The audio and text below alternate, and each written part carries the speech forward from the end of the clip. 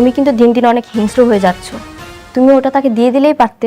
তোমার পছন্দের জিনিসটা যদি আমি দিয়ে দিতাম তখন তুমি আমাকে বলতে প্রথম ওয়াইফ, এই জন্য আমি দিয়ে দিয়েছি। আর কতবার বলবো যে আমি আপনাদের বৌমা না? কথাটা কি কানে যাচ্ছে না? কি যে বলেন ভাবি, আপনি আমার বন্ধুর স্ত্রী। তোর একটা সুসংবাদ আর আমি তোর জন্য মিষ্টি নিয়ে আসবো না, এটা কি হয় বল? কিসের সুসংবাদ? ও তো মা হতে যাচ্ছে। কেন বলেছো আমি বাবা হতে যাচ্ছি? আমি সত্যি সত্যি প্রেগনেন্ট, আর আমার গর্ভের সন্তান তোমার। আমার সাথে অবশ্যই কোনো না কোনো চক্রান্ত হচ্ছে। যদি বাচ্চা হয়ে যায়, সেই বাচ্চার কারণে যদি তার মধ্যে একটা ইন্টিমেসি বাইরে যায়, তখন কি করবা? এখন ও যদি ওর সন্তান নিয়ে তোমার সঙ্গে থাকতে চায় তখন কি করবে? তার পেটে যে বাচ্চাটা আছে সেই বাচ্চাটার বাপ অন্য কেউ, তুমি না। তাহলে এই বাচ্চা কার?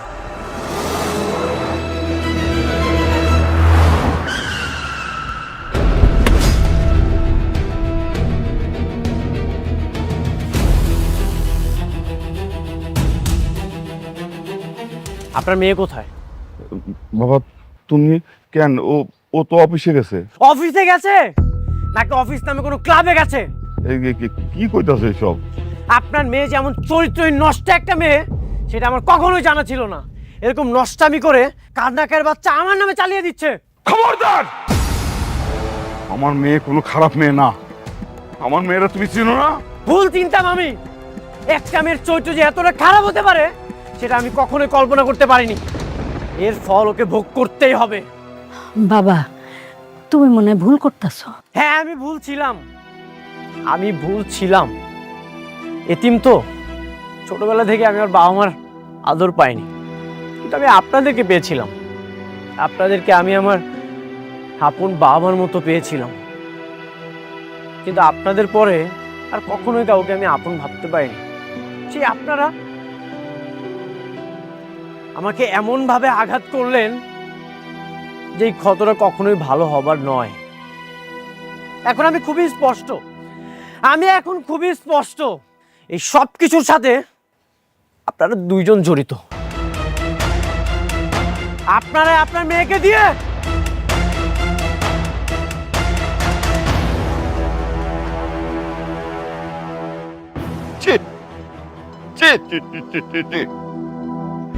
দেখছো কি কয়ে গেল? দেখছো? তুমিও তো অস্থির হয়ে যাইতেছো। মেঘলা রাইতে দাও, ওর থেকেও শুনি কি হইছে।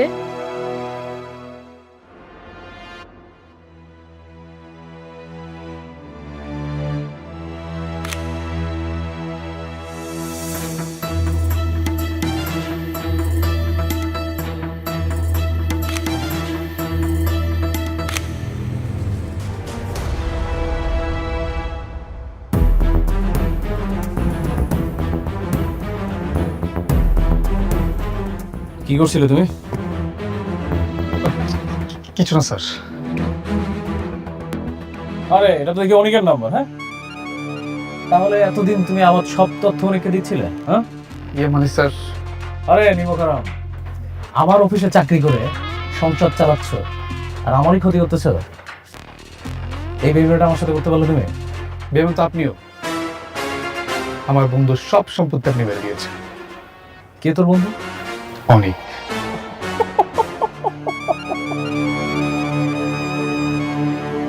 অনেক তোর বন্ধু? এখন যদি আমি তোকে পুলিশে দেই তাহলে তোর অনেক বাপ কি তোকে ছাড়াইতে পারবে? পুলিশে দিবেন দেন, আমরা এসবের ভয় পাই না। এই যে মিস্টার রাতুল, আমি যদি আপনার মামলা দিই, আপনি টিকতে পারবেন তো? তুই আমার নামে কি মামলা দিবি? আপনি যে অনেকের সিগনেচার কপি করে তার সব সম্পত্তি আপনি নিজের নামে করে নিয়েছেন। ও আচ্ছা, তাহলে তো তোমাদের বিগ প্ল্যানিং। হ্যাঁ, আমার তাহলে এই পুলিশে দেওয়ার প্ল্যানিংটা বাদ। তোমরা তো খেলতে চাচ্ছ না দুই বন্ধু? যাও দুই বন্ধু মিলে প্ল্যানিং করো। তোমাকে আমি ছেড়ে দিলাম। আমার না সব প্ল্যানিং রেডি আছে।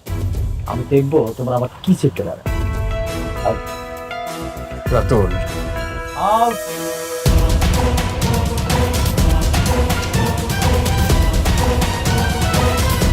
শালা সব পাশে দেখি একদম বেইমানের ডালপালা ছড়াই গেছে। একটা বেইমান আমার সাথে ঘোরাঘুরি করতেছে, আমি বুঝতেই পারলাম না। এই, তোমরা একটু চোখ কান খোলা রাখতে পারো না?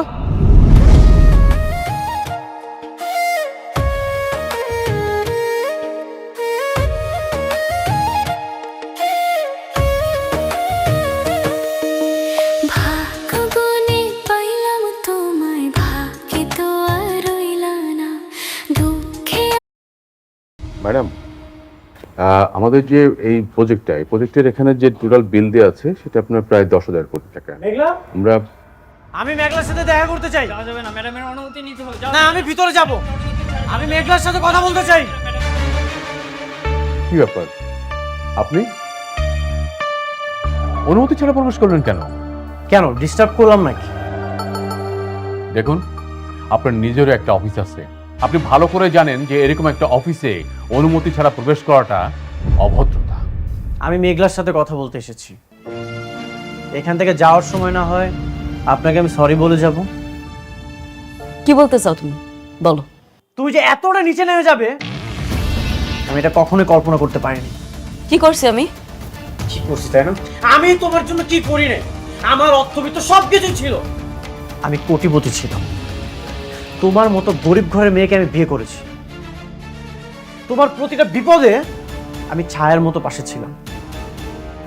এমনকি তোমার বাবার জীবনটা পর্যন্ত।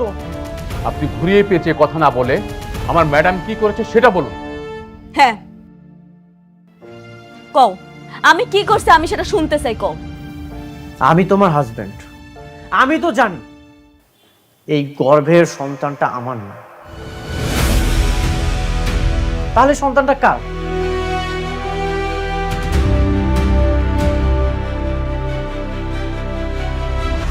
কার সন্তান মানে? কি আবল তাবল বলছেন আপনি?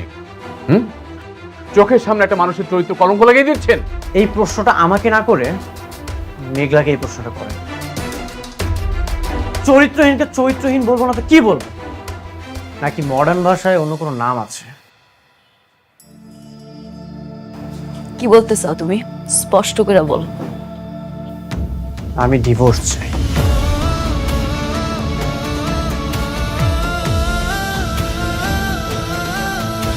সইলা তো তুমি অনেক আগেই গেছিল, এখন শুধু বাহানা খুঁজতেছো। না, সবই মানলাম তোমার আমার কাছ থেকে মুক্তি লাগবে, কিন্তু আমার কাছ থেকে মুক্তি নেওয়ার জন্য তুমি যে আমার এত বড় একটা অপবাদ দিবা সেটা আমি মাইনা নিতে পারলাম না। তুমি আমার যে অপবাদটা দিছো না, এরপরে তোমার লগে কথা কওয়ার রুচি আমার আর নাই। তোমার এই মুখটাও আমি আর দেখতে চাই না, চইলা যাও। আমিও তোমার মুখটা দেখতে চাই না। যার হাজবেন্ড থাকার পরেও অন্য একটা পুরুষের স্পর্শের প্রয়োজন হয়, তার সাথে আমি সম্পর্ক রাখতে চাই না। একটা কথা মনে রেখো, যে ঠকে সে কাঁদে, এমনকি যে ঠকায় সেও কাঁদে। পার্থক্যটা শুধু দুদিন আগে আর পরে।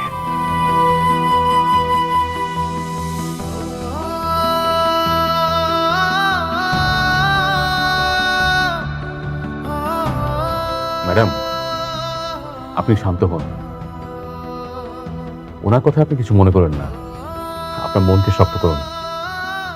আমি আর আমার খোদা ছাড়া আমার পরিবারও জানে না আমি কতটা কষ্টে আছি। হয়তো ডিভোর্স চাইতেছে, ঠিক আছে, হরে আমি মুক্তি দিয়া দিব। ডিভোর্সের সিদ্ধান্ত ভেবেচিন্তে নিতে হয়, কারণ একবার ডিভোর্স হয়ে গেলে সবকিছুই শেষ।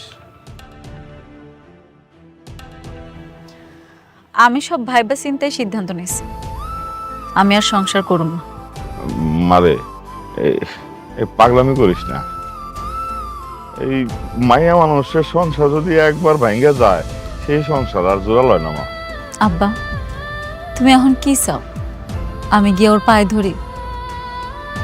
সে তো আরেকজনের বিয়া কইরা দিব্যি সংসার করতেছে। কার আসে আমি অপেক্ষা করুম আব্বা, তুমি কও। যুক্তি খারাপ না।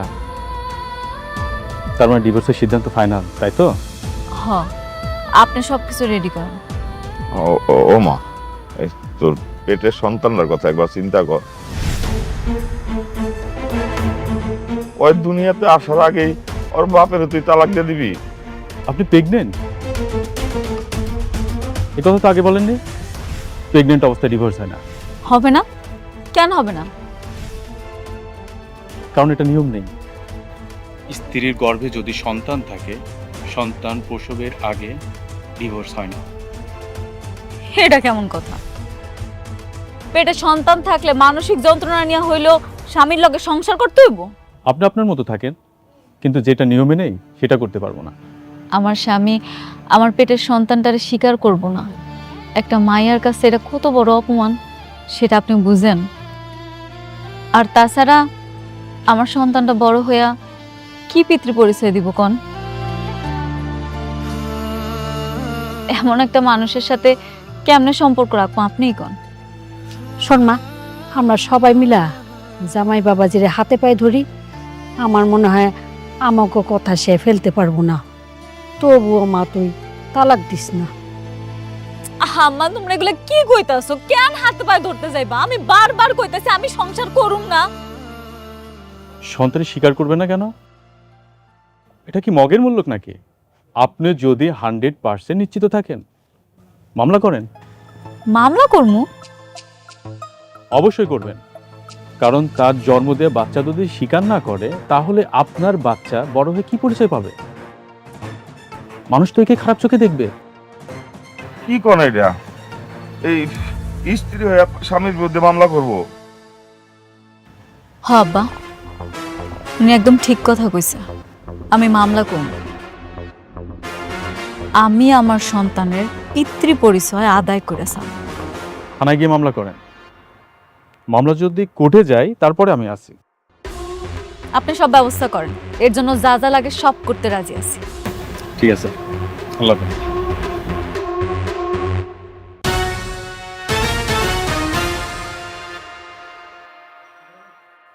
বৃষ্টি, তোমার পথের কাঁটা দূর হচ্ছে, এখন থেকে আর চিন্তার কোনো কারণ নেই। কিসের কাটা? মানে বুঝতে পারছো না? মেঘলা ডিভোর্স দেওয়ার জন্য রাজি হয়ে গেছে। ওকে আমি এমনভাবে বলেছি, ও রাজি হয়ে গেছে। সত্যি? এত সহজে রাজি হয়ে গেল?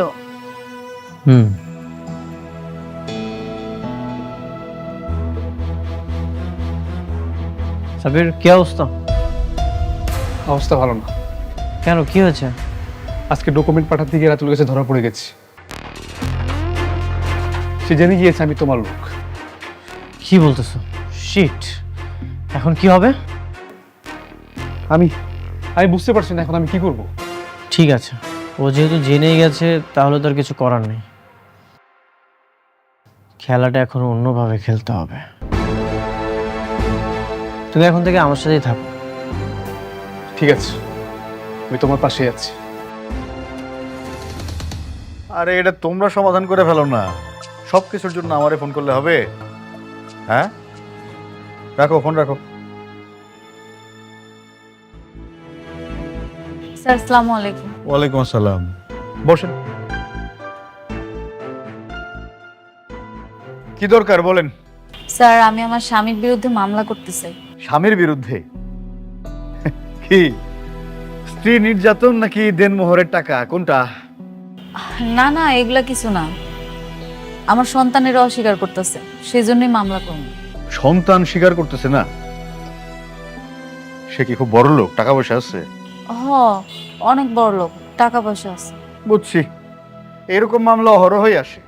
বড় লোকের এই, এগুলা তো কথা হয় কেন? চুপ করতে কত? হ্যাঁ, চুপ করে দাঁড়া থাক। বড় লোকের ছেলেরা আপনাদের মতো গরিব মেয়েদেরকে পটাইয়া বিয়ে শাদী করে, এরপরে পেটে একটা সন্তান আসলে পুরুষ করে এটা পড়ে। হ্যাঁ, আপনি ঠিকই ধারণা করছেন, হইতে পারে আপনার কথা ঠিক, কিন্তু স্যার আমি এখানে মামলা করতে এসেছি, আপনি একটু মামলাটা লেখেন। একটা বুদ্ধি দেই আপনারে। দেখতে দেখতে আমারও চাকরির বয়স তো কম হইল না, এরকম মামলা প্রতিনিয়ত এখানে আসতে থাকে।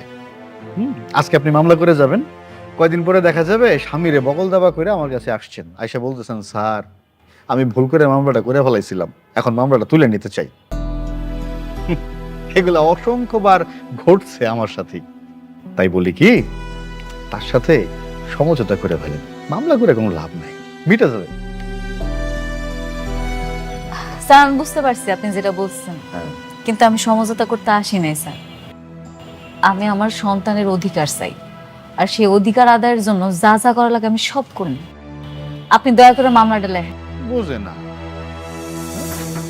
ভালো একটা বুদ্ধি দিলাম, বুঝে না। আপনারা যে কেমন মানুষ এটা আমিও বুঝি না। বুঝা না বুঝা কারো ঘাড়ে ঝুলা পড়েন, বিপদে পড়লে পুলিশের কাছে আসেন। বলেন, নাম বলেন। মেঘলা। আপনার নাম তো আমি জানতে চাই নাই, যার নামে মামলা করতে আসছেন তার নাম বলেন। লেখেন মোহাম্মদ মোহাম্মদ আব্দুল্লাহ আব্দুল্লাহ অনিক। কার নাম বললেন? ওনাকে তো আমি চিনি। উনার নামে কোনো মামলা নেওয়া যাবে না। কেন মামলা নেওয়া যাবে না? উনি হয়েছে যে রিয়েল এস্টেট কোম্পানির মালিক, আর এখন অবশ্য ওনার নাই কোম্পানিটা, উনি ওনার শ্বশুরেরটা দেখাশোনা করেন। আরে বাবা রে, উনি একজন সম্মানিত মানুষ। সম্মানিত মানুষের সম্মান আমি নষ্ট করি কি করে? সম্ভব না। আপনি যান। আপনি মামলাটা নিবেন না? আমি বললাম তো মামলা নেওয়া যাবে না ওনার নামে। আপনি প্লিজ এখন যান। স্যার আরেকবার রিকোয়েস্ট করতেছি, আপনি কি মামলাটা নিবেন না? আমিও শেষবার আপনারে বলতেছি, আপনি দয়া করে যান, না হলে কিন্তু আমি খারাপ ব্যবহার করতে বাধ্য হব।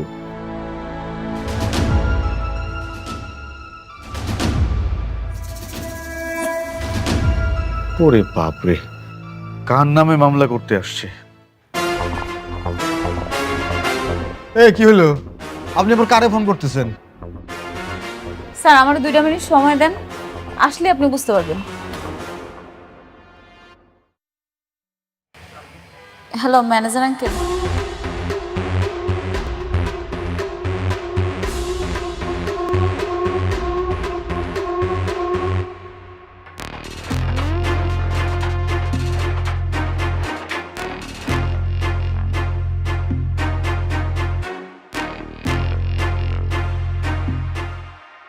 কি? কাকে ফোন করলেন? আসার তো কোনো খবর নাই।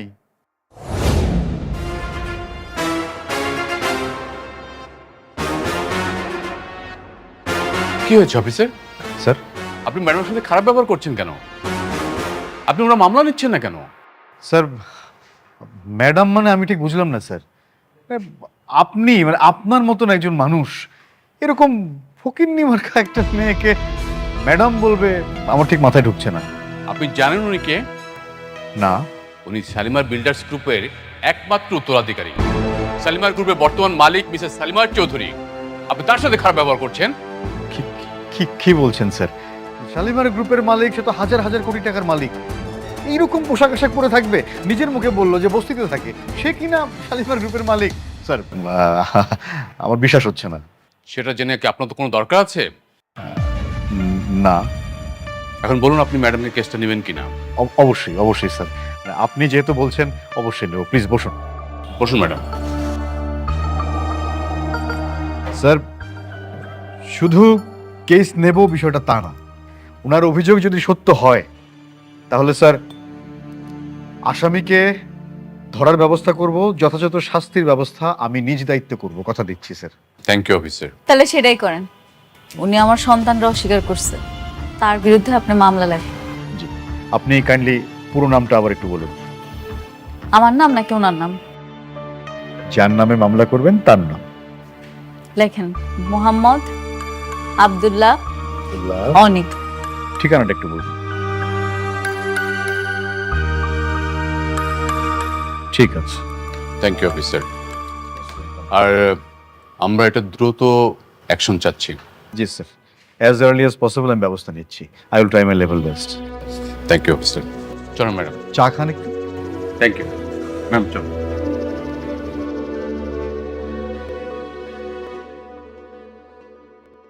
ম্যাডাম, আমাদের এই প্রজেক্টের এটা হচ্ছে আপনার লেআউটটা। আচ্ছা, এখানে আপনার 4টে বেডরুম। হ্যাঁ, এটা স্পেসটা মেঘলা? ঢুকবে। তুমি নাকি আমার নামে মামলা করেছো? আমি আমার সন্তানের পরিচয়ের জন্য যা যা করা দরকার সব করব। সন্তানের পরিচয় দিব মানে? ও আচ্ছা, এখন আমাকে মানতে হবে এই সন্তান আমার? তুমি যে মামলাটা করেছো এটা তো মিথ্যা মামলা। তুমি কেন আমার নামে মামলা করেছো? সেটা তো পুলিশে প্রমাণ করবে এটা মিথ্যা মামলা না আসল মামলা। পুলিশ প্রমাণ করবে? পুলিশ কি প্রমাণ করবে? হ্যাঁ, তুমি আমার নামে মামলাটা তুলে নাও, না হলে কিন্তু আমি তোমার নামে মানহানির মামলা করব। মামলা করতেছ? করতে পারো। করতে পারো মানে? তুমিও চাও আমি তোমার সাথে ঝামেলা করি? আমাদের মান সম্মান নষ্ট হোক, থানায় যে তোমার সাথে লড়াই করি, এটাই চাও তুমি? আমি শুধু চাই আমার সন্তানের পরিচয়। তুমি আমার সন্তানটারে নিজের সন্তান বলে পরিচয় দাও, আমার আর কিচ্ছু লাগবে না। আমার তোমার টাকা পয়সা সন্তানের দায়িত্ব নিতে হইবে এমন কোনো কিচ্ছু লাগবে না, তুমি শুধু সন্তানের পরিচয়টা দাও। দায়িত্ব নিব মানে? যার সন্তান তার কাছে যাও। ওকে ফাইন, ঠিক আছে, আমি তোমার সাথে থানাতে যেই লড়াই করব, দেখি পুলিশ কি প্রমাণ করতে পারে। চলো। হ্যাঁ যাইতেছি, যাইতে তো হবে। তুমি নিচে গিয়ে অপেক্ষা করো, আমি আসতেছি। যাও। আপনি কোনো চিন্তা করবেন না, আমি আছি আপনার পাশে।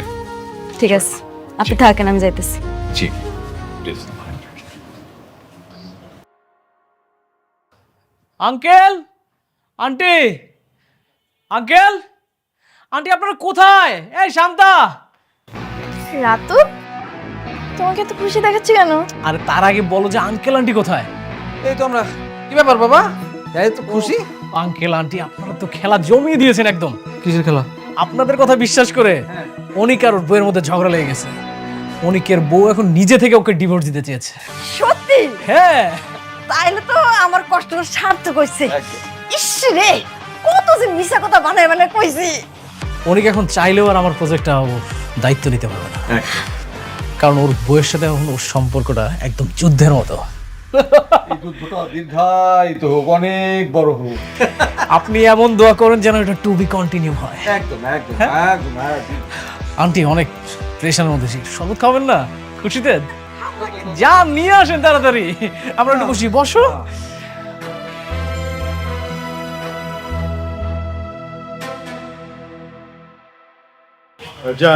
স্যার আসসালামু আলাইকুম। নিয়ে আসছি।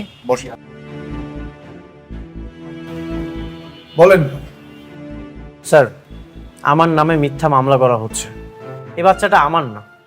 শেষমেশ এই মিথ্যা মামলার জন্য আমাকে থানা পর্যন্ত আসতে হলো। বাচ্চা যদি তোমার না হয় তাহলে কি আমি তোমার শুধু শুধু নিয়ে আসছি এখানে? ওটা তোমার অভ্যাস হইতে পারে, আমি আবার না পর পুরুষের কাছে যাই না। তুমি তো আবার স্বার্থের জন্য লোভে পড়ে অন্য নারীর বিয়া করে ফেলা। তুমি যদি পরপুরুষের কাছে নাই যাও, তাহলে এই বাচ্চাটা কোথা থেকে আসলো? আমি তো জানি এই বাচ্চার বাবা আমি না। তুমি যেটা করেছো সেটা পাপ। অনেক, আমি কোনো পাপ করি নাই, বুঝো নাই তুমি? আপনারা এইভাবে তর্কাতর্কি করেন না প্লিজ, এটা থানা। আপনারা দুজন হচ্ছেন সম্মানিত মানুষ, দুইজন সম্মানিত মানুষ থানায় বসে বসে এইভাবে তর্কাতর্কি করতেছে, বিষয়টা দেখতে ভালো লাগে না। থামেন আপনারা প্লিজ। স্যার কিভাবে থামবো? আপনার নামে যদি কেউ মিথ্যা মামলা দেয়, আপনি মেনে নেবেন? যে বাচ্চাটা আমার না, সেই বাচ্চার দাবিতে আজকে আমাকে থানা পর্যন্ত আসতে হলো। আমি এত কিচ্ছু শুনতে চাই না। এখানে মামলা করতে আসছি, মামলা হবে। আপনি মামলা লেখেন, আপনি মামলা লিখবেন। আচ্ছা আচ্ছা আচ্ছা, আমি দেখতেছি কি করা যায়। আচ্ছা ঠিক আছে, আমি একটা পরামর্শ দিই, এতে একটা সমাধান হইতে পারে। কি পরামর্শ? আমি টেস্ট করার জন্যে রিকমেন্ড করে দিতেছি, আপনারা ডাক্তারের কাছে গিয়ে একটু টেস্ট করাই আসেন। এখন তো প্রযুক্তির যুগ, টেস্ট করাইলে মানে ডিএনএ টেস্ট করাইলেই বোঝা যাবে যে এই বাচ্চার আসল বাপটা কে। স্যার গুড ডিসিশন, আপনি খুবই ভালো বলেছেন। টেস্টটা করলেই প্রমাণ হয়ে যাবে। আমি আসলে এই ঝামেলা থেকে মুক্তি চাই স্যার। তাহলে আমি লিখে দিচ্ছি, আর মামলা এই পর্যন্তই থাকলো। থ্যাংক ইউ স্যার, এত সুন্দর একটা উপায় বের করে দেওয়ার জন্য। আশা করি আমি এই সকল ঝামেলা থেকে মুক্ত হতে পারবো। মোস্ট স্যার আসুন, আমি দিয়ে দিচ্ছি আমার কাছে কাগজটা। আমি বাইরে দাঁড়াচ্ছি।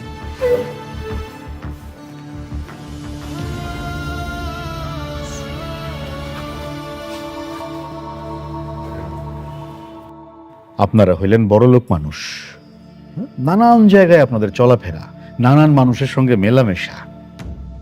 ডিএনএ টেস্ট করলে কিন্তু বের হয়ে আসবে যে সন্তানের আসল বাবা কে। আমিও এটাই চাই। খুব ভালো, কিন্তু ধরেন টেস্টের রেজাল্টে আসলো যে অনিক সাহেব সন্তানের বাবা না, তখন কি হবে?